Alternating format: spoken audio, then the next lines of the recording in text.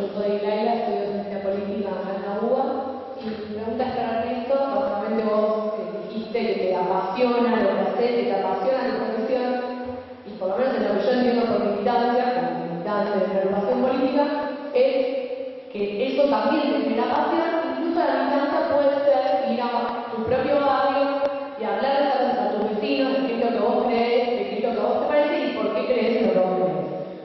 Estando en el lugar que vos estás, lo que no entiendo es si a vos te genera pasión, y me imagino que no es solamente ser un presentador de noticias, sino generar una opinión e intentar que la gente entienda tu opinión y que vea cuál es la verdad en tu opinión.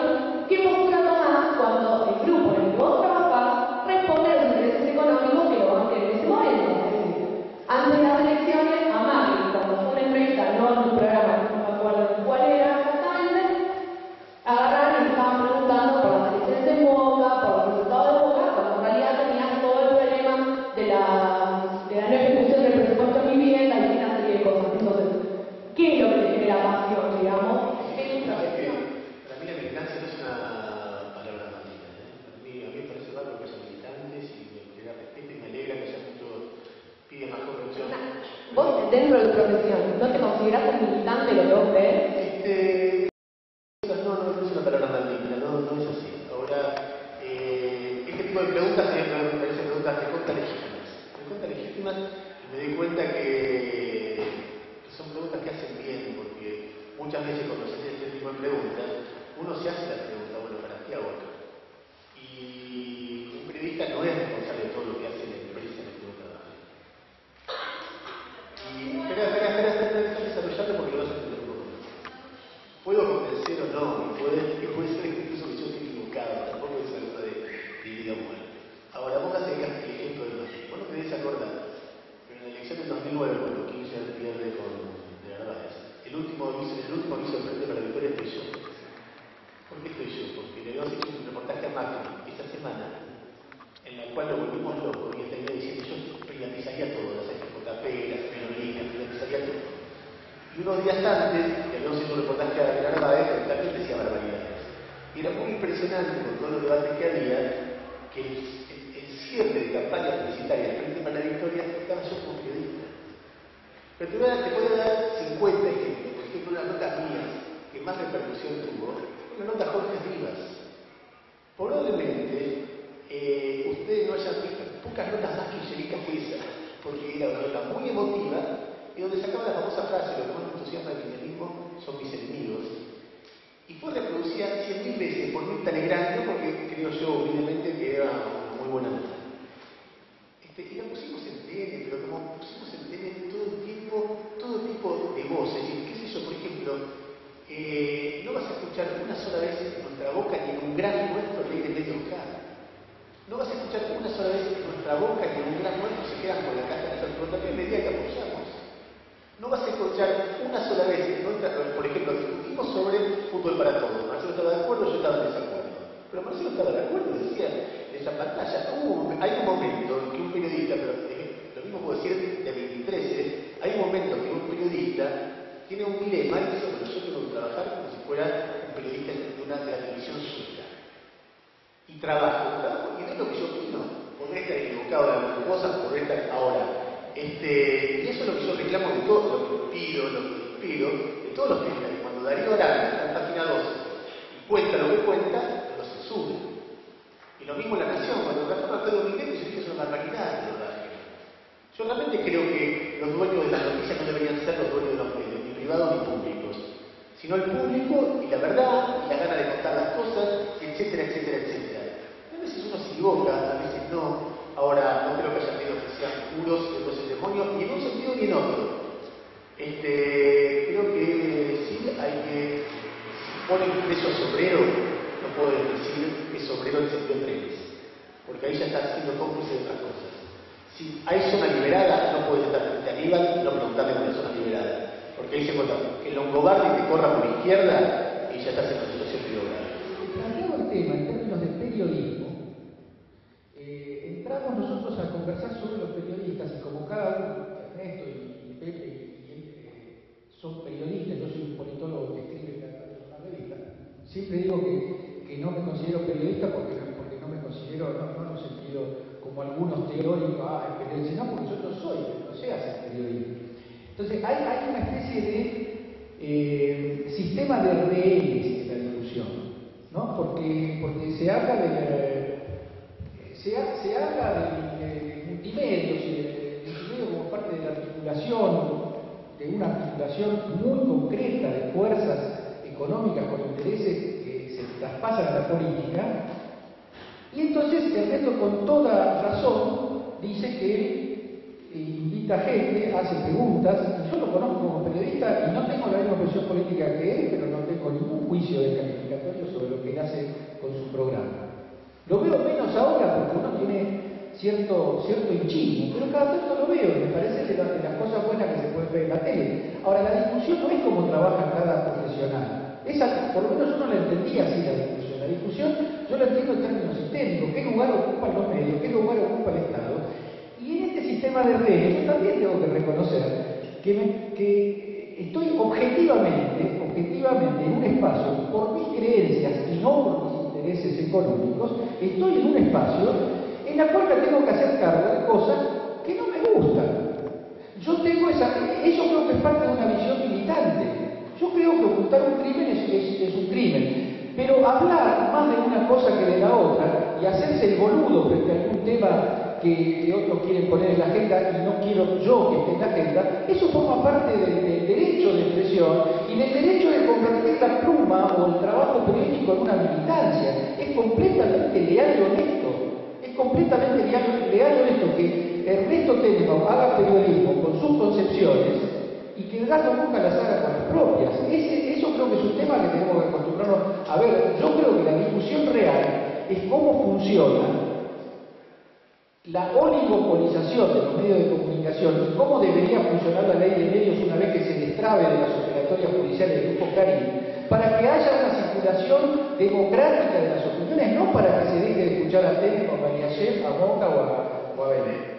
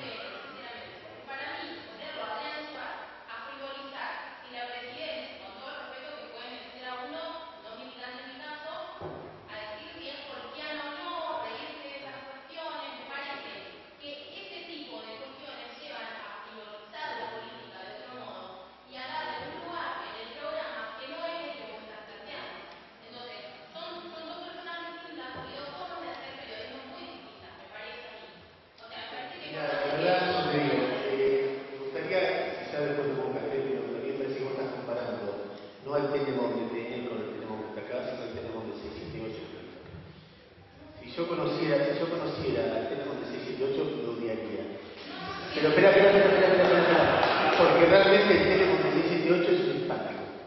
Ahora, no es el verdadero. De verdad, imagino que sí, pero seguramente vos no conocías lo que, digamos, si yo te puedo decir que hice media hora de cobertura sobre temas nietos recuperados, y seguramente vos no lo conocías porque alguna gente lo conoce, alguna gente no, puedo también un día llevarlo a Suárez si se me canta. Ahora, Suárez tiene tanto derecho a opinar como Grandinetti, como Andrea de Boca, como Florencia Peña, sobre cada... Él se le ocurrió al final decir que Cristina es una actriz e imprime. No me parece tan grave, es simplemente una opinión. Es una opinión que tiene un contacto. Yo me doy cuenta que mucha gente es muy sensible a este tipo de opiniones. Es una opinión que tiene que estar un costado muy elogioso, porque para todo el tiempo nosotros en televisión decimos quién imprime, quién no, quién traspasa la pantalla. Y la verdad es que una de las grandes virtudes de aprendizaje que tiene en el último tiempo es que traspasa la pantalla, llega a la gente a través de la televisión. Eso no es habitual. Hay tipos que tienen ese halo como, qué sé yo, Paenza o Lanata o Tinelli, tipos que no lo tenemos, que somos más fríos que no sé qué, como yo, que no tengo ningún encanto. Bueno, Cristina es la política que tiene mayor encanto a través de la televisión. A mí me parece que hay una parte de ironía de eso y una parte de sol y una parte de mucho elogio. Yo veo que hay gente muy sensible que es ironiosa, es decir, ofensiva, y yo lo entiendo, eso lo comprendo, pero me parece una buena, a mí me parece una buena declaración. Sí, eso es. Diego Marcelo Curillo, soy titular del Seminario de Democracia Comunicacional acá en Real Haciendo un poquito como historia, pero para tener. Yo me acuerdo en los 90 vinieron los periodistas a llorar acá, a esta facultad, diciendo que no iba a haber otro afuera, o sea, el monopolio. Y hoy por hoy, la verdad, la decisión se puede dar es la ley de medio. Creo que eso hay que agradecerlo, hay que agradecer el debate que favoró el kirchnerismo. O sea, es una fuerza. Muchos durante todo el pueblo venía a llorar acá, y diciendo que no hay posibilidades por afuera. También quiero otra época, porque estamos hablando de los medios de internet que no existían.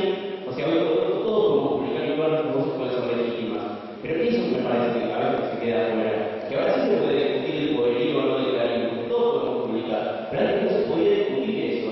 O sea, acá van los casos de donaciones que decía el gran héroe argentino, y la única verdad era esa. Eso me parece que a veces se saca como fuera de contexto. Y por otro lado, me parece que a veces también, por eso nosotros empezamos leyendo Utopía de Moro, me parece que a veces pasa entre lo privado y lo público que nos olvidamos que en estas reglas, por lo general, es el dueño de la cosa. Dice que es el dueño de la cosa. Entonces, privado y público no sé si están haciendo mucho doble. Parece que es un planteo más profundo.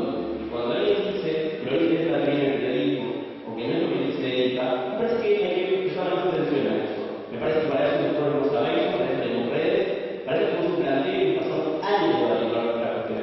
A veces uno no puede dar ese salto a la vez de todo producir el kirchnerismo. El kirchnerismo nosotros vemos cada vez que no lo estamos viendo. Es la posibilidad de que todos exista un proyecto todos juntos, un proyecto por encima del proyecto de empresa. Y más allá de que el kirchnerismo se puede equivocar, la promesa del kirchnerismo es tan potente y tan inclusiva que podemos ir a reclamar. A la no le podemos ir a reclamar. Y a las empresas no se les puede reclamar, porque no son de todos. Me parece que es eso. No sé si alguno tiene alguna cosa, me parece que si como pregunta yo le diría que acuérdense de los 90, recuerden eso, y a mí yo lo estudié en los 90 y lo viví la desesperación que tenía que tener en la comunidad. Nada más que eso. Dos cuestiones diferentes. Cuando fue dirigida a mí la pregunta que hacías vos sobre la frivolización del tratamiento de la política, me parece una pregunta seria y razonable. Y yo comparto tu preocupación por la frivolización de la política. ¿Cuál fue tu punto de vista cuando el presidente Kirchner invitó a Marcelo Tinelli a la Casa Rosada y grabó una burla de las anteriores autoridades? No, por eso yo no dije que no sea, yo no forma parte de mi lenguaje ser o no ser, no es, a la edad que yo tengo, hay otro tipo de dilemas bastante más serios. Lo que quiero decir es que la frivolización de la política, yo ni lo conozco a Adrián Suárez, ni siquiera podría aspirar a imitarlo porque no vendría a un espacio mío tan humilde como el que yo conduzco, pero pensar que la frivolización es patrimonio del director de contenido, déjame decirte esto, bueno, si hablamos los dos juntos no nos entendemos. Simplemente quiere decir que la frivolización de la política, el desmedro de la política, la banalización de la política es una asignatura pendiente, no solamente atribuible a los malditos programadores de televisión, sino a gran parte de la conducción política actual que denota de la política tradicional. Y en segundo lugar, respecto del apunte que hacía el amigo de este lado, hay cosas que yo las puedo comprender desde la edad que tengo y desde mi trayectoria, pero no las puedo avalar. Hay una pretensión hoy muy curiosa en diferentes ámbitos, de que recién ahora se discute, recién ahora se milita, recién ahora se politiza, recién ahora la sociedad. No es así, con todo respeto, no es así. No en los 90s, en los 80s, en los 70s. Quienes tuvimos trayectoria sindical en el gremio de prensa, quienes tuvimos actividad sindical internacional en el gremio de prensa, quienes hemos hablado del nuevo orden informativo internacional, hace no años, décadas que venimos hablando de los conglomerados de prensa. Esta pretensión de que la historia, así como los derechos humanos comenzaron en el 2003, el debate comenzó hace 5 años, es verdaderamente insostenible con la propia historia.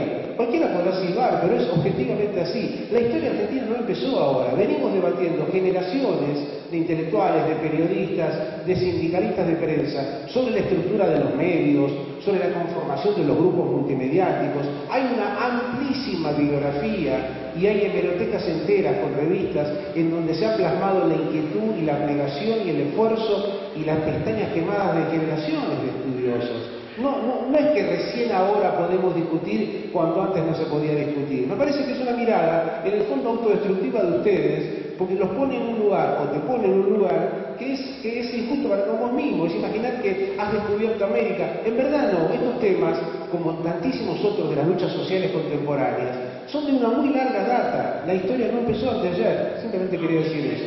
Yo quería concordar y discordar, como acaba de decir el Piaget. Concordar en el sentido de que es una invitación a que todos, no solo los más jóvenes, porque se podría tomar como una referencia generacional, sino que todos hagamos memoria y hagamos homenaje a muchos combates, a muchas luchas, a muchas opiniones críticas que hubo desde siempre, tomando el proceso de la recuperación democrática, particularmente desde 1983. Reclamos por los derechos humanos y por la verdad y justicia no dejó de haberlos nunca. Denuncias de la complicidad criminal del grupo Clarín con la dictadura que encabezó Videla no dejó de haberlos nunca. Denuncias de la capacidad monopólica del diario Clarín, acá se hizo toda una enumeración que incluye personas que tienen muy poca afinidad ideológica o tenían muy poca afinidad ideológica con mi posición, como el caso de Julio Ramos. Reclamos para que la Corte Suprema deje de ser un estudio jurídico del poder político, los hubo desde siempre. Ahora, desde 2003 tenemos militares presos en cárceles, genocidas presos en cárceles comunes. Tenemos la supresión de la ley de amnistía, y punto final. Tenemos la ley de medios, todavía no la tenemos en plenitud, pero bueno, hay que remover las cosas que todos sabemos que hay que remover. Y hay un proyecto de ley sobre la producción de papel como bien de interés nacional. Y yo creo que hacer memoria a todos los que lucharon, incluso los que lucharon desde el gobierno, como el caso de Alfonsín, para hacer justicia, para democratizar, para romper monopolios, para ponerle límites a la autoridad espiritual de la Iglesia Católica con la ley de divorcio, por ejemplo. Hagamos homenaje a eso, y creo que el homenaje como sociedad, independiente del partidismo que le estamos haciendo, son este conjunto de conquistas que de 2003 hasta acá nos ponen, no solamente hacia adentro, un orgullo de estar viviendo una etapa distinta, sino que en muchos de los casos que nombré nos ponen como referencias internacionales, en particular en el tema de los derechos humanos. Sí, ¿qué tal? Me llamo Martín Silora, soy estudiante de comunicación. Bueno, son dos preguntas cortitas. La primera para el Piaget, que en un momento habló en referencia a Radio Nacional y a Canal 7 como medios gubernamentales y no estatales o públicos.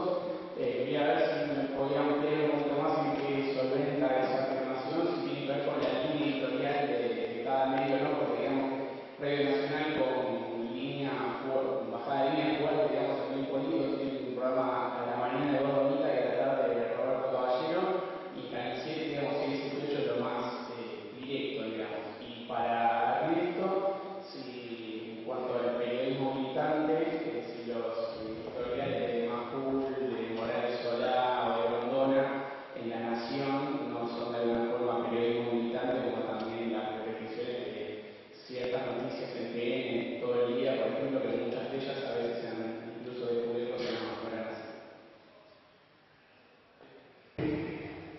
Yo no tengo frente a Radio Nacional una actitud de un científico neutral. Trabajé en esa radio durante 5 años, desde 2001 hasta el 30 de diciembre de 2005. En consecuencia, el que de alguna manera reconoce su involucramiento emocional no traiciona. No miro el tema de Radio Nacional con frialdad absoluta. Quiero decirlo para no engañarme a mí ni engañar a nadie.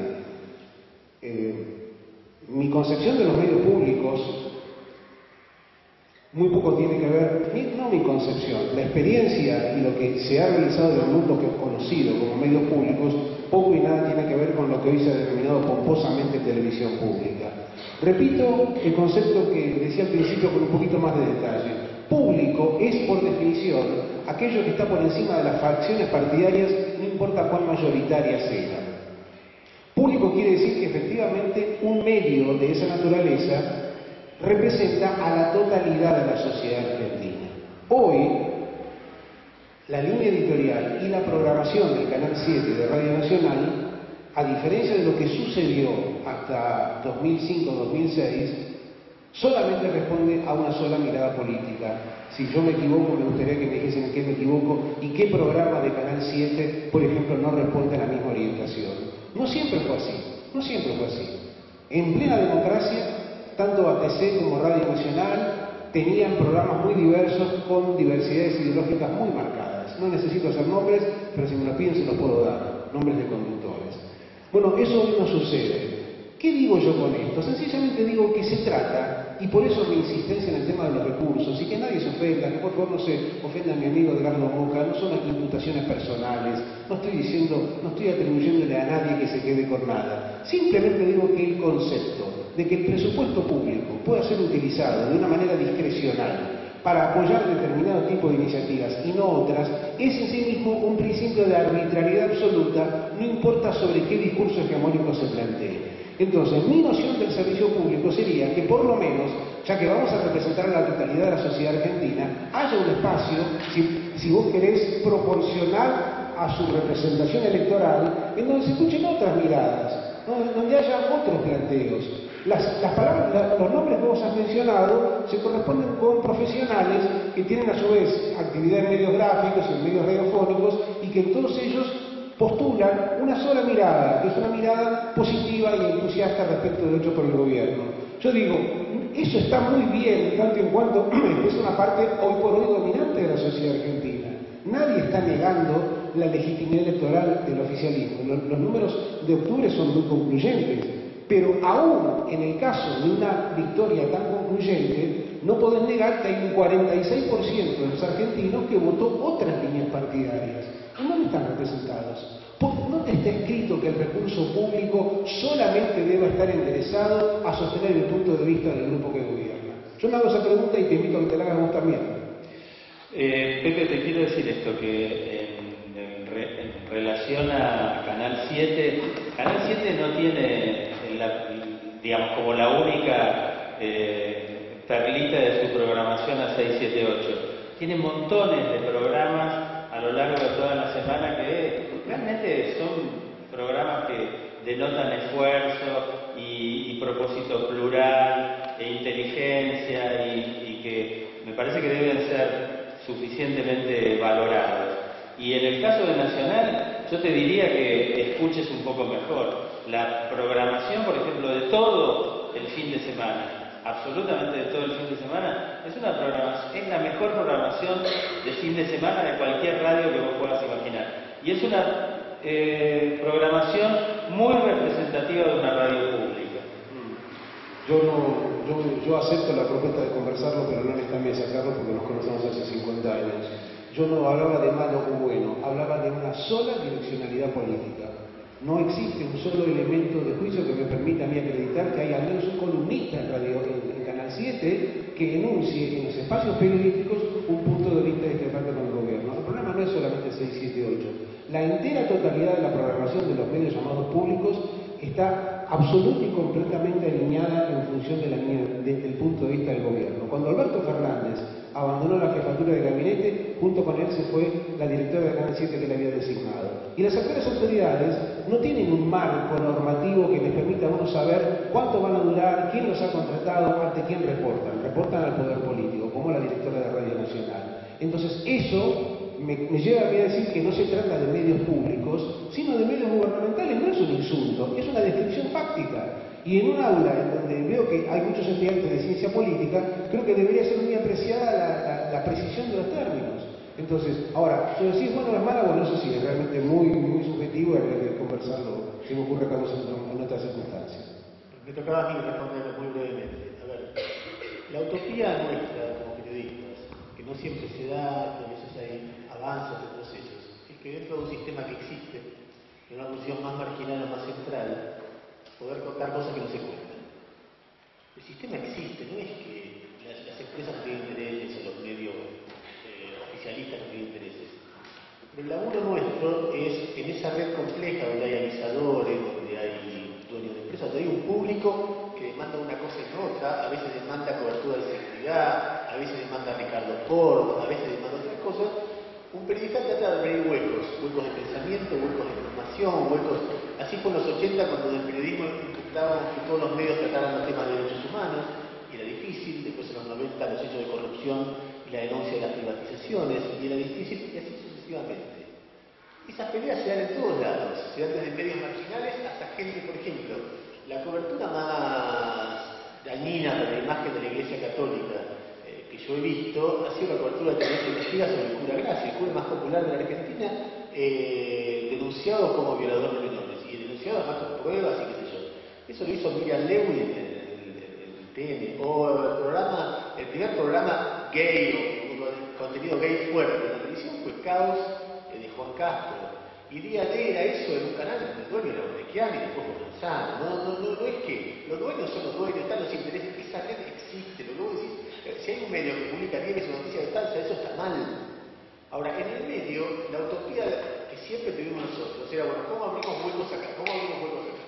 Ahora, desde los sectores más militantes pro-oficialistas, lo que dicen es, si vos criticás al gobierno de cualquier lugar que no es un medio oficialista, sos cómplice de la línea. No importa lo que digas en otros ámbitos, no importa que a veces lo elogies, pero si lo criticás con la misma energía, sos cómplice. Con lo cual, el único lugar para criticar a un gobierno que es legítimo son los medios oficialistas. Y resulta que ahí no te dejan. Entonces es una trampa de lo que me salida. Y criticar a un gobierno no es criticarlo en abstracto. Es decir, que cuando mata a alguien del Frente para la Victoria le puedas contar y preguntar al jefe de gabinete qué carajo pasó. Y yo no voy a renunciar a entrevistar a Susupe Coraro cuando hace Estela en Radio Mitre, ni a contar que el ingenio Ledesma Blaquier fue recibido por Cristina. A ninguna de las dos cosas voy a renunciar.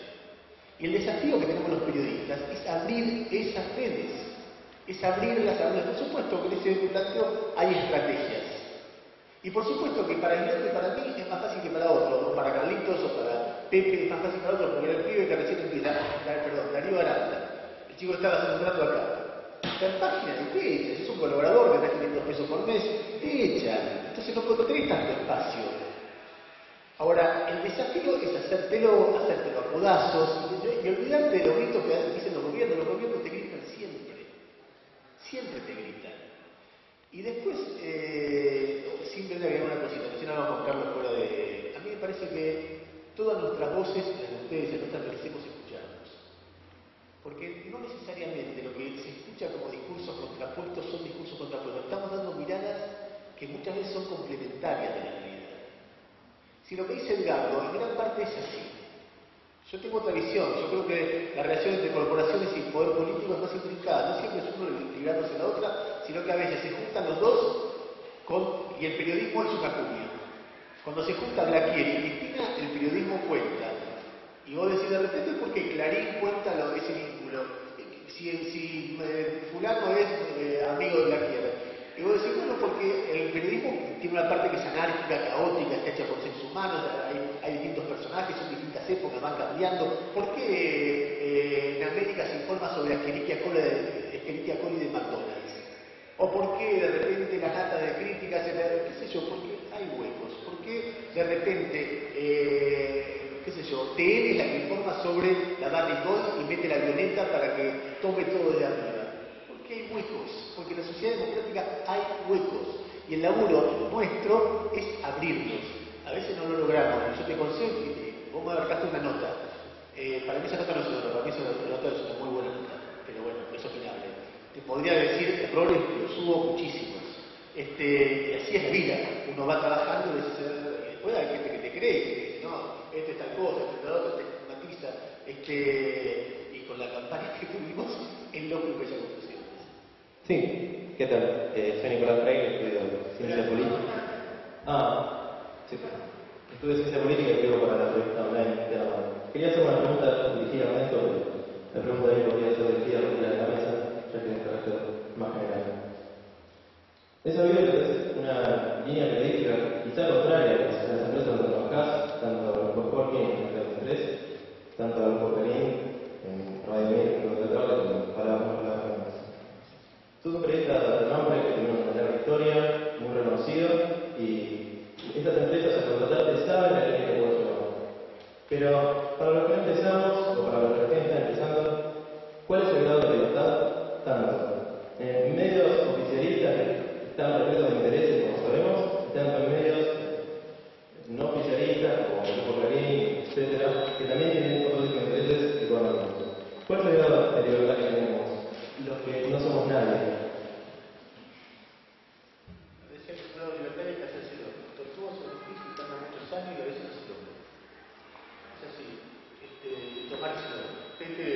preguntar, igual que soy un periodista, algunos especialistas, otros críticos, Camilo también, las idas y vueltas. Bueno, yo no tengo línea en contra de los trabajo tampoco, yo trato de decir lo que yo pienso y cumplirlo como mi criterio. A veces en contra, a veces a favor, a veces no es.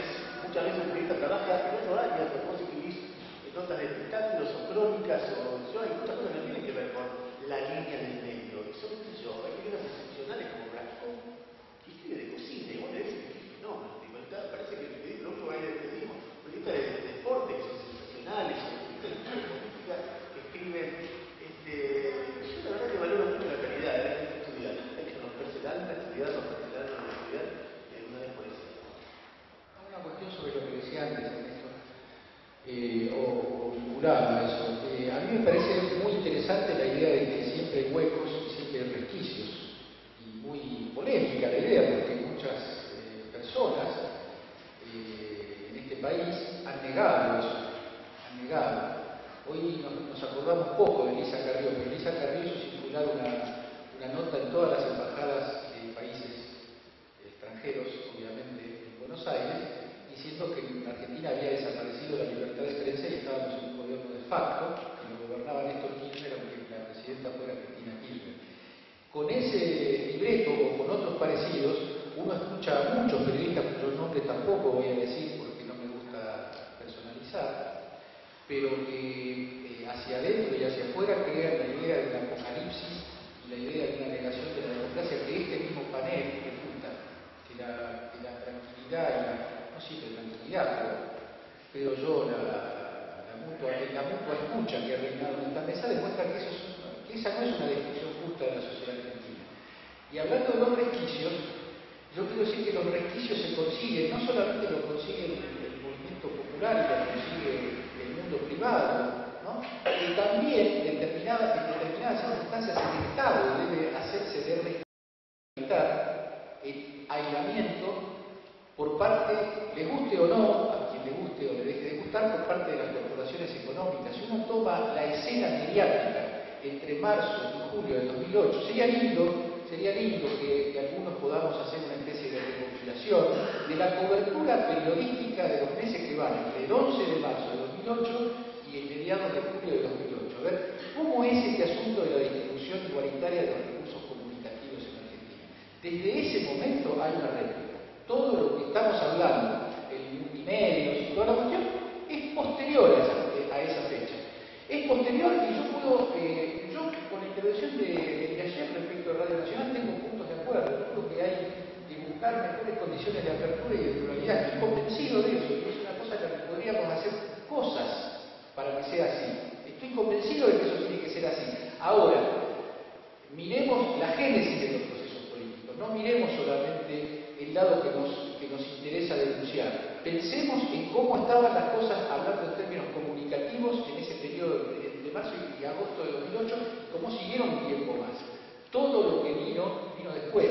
Y ahora están las cosas no en un equilibrio, porque el Grupo Clarín maneja el 70% de la emisión. Se puede decir que es el mercado, ¿no? Yo creo que la creencia de que la fuerza del Grupo Clarín es un producto de las fuerzas espontáneas del mercado no resiste un análisis. No lo vamos a hacer acá, no vamos a discutir eso acá porque hay que tener, no sé, mucha documentación, pero el solo origen de Papel Prensa, la sola alianza del Grupo Clarín con la dictadura, la sola relación del Grupo Clarín con los gobiernos democráticos, incluido la primera etapa del gobierno de Néstor Kirchner, es una cosa abrumadoramente demostrativa de que esa igualdad hipotética en los recursos comunicativos no existió, y hoy lo que existe es una puja con una metodología que se puede discutir puntualmente y con cosas en las que estoy de acuerdo y en las que no estoy de acuerdo. Yo no manejo, voy a decir porque se dijo muchas veces, yo no manejo una concepción binaria de la historia y de la sociedad. Eso no es justo con mi punto de vista, no es ese mi punto de vista. Yo creo que en una sociedad moderna y compleja las contradicciones se entremezclan, son caóticas, las alianzas se hacen y se deshacen con un criterio poco inteligible en términos esquemáticos, en términos teóricos. Pero creo al mismo tiempo que las sociedades a veces se encuentran frente a cuestiones dilemáticas, ¿no? No solo la Argentina, hoy la sociedad del conjunto de países europeos tiene una complejidad extraordinaria. Pero el problema de quién maneja el futuro de Europa, si lo maneja el Banco Europeo, lo manejan las sociedades, o lo manejan los gobiernos democráticamente electos, en la única sede que se elige el gobierno, que son los Estados nacionales, ese no es un problema equiparable a cualquier otro en esa complejidad, es un dilema histórico, es un dilema de ser o no ser. No creo en lo binario, pero creo que la multiplicidad de las contradicciones se concentra en algunos eslabones decisivos que la sociedad tiene que saber resolver bien. Muchísimas gracias por invitarnos a este lugar y por la posibilidad que dan estas mesas para pensar y para aprender cosas que seguramente no sabíamos. Muchas gracias a los panelistas y muchas gracias a ustedes.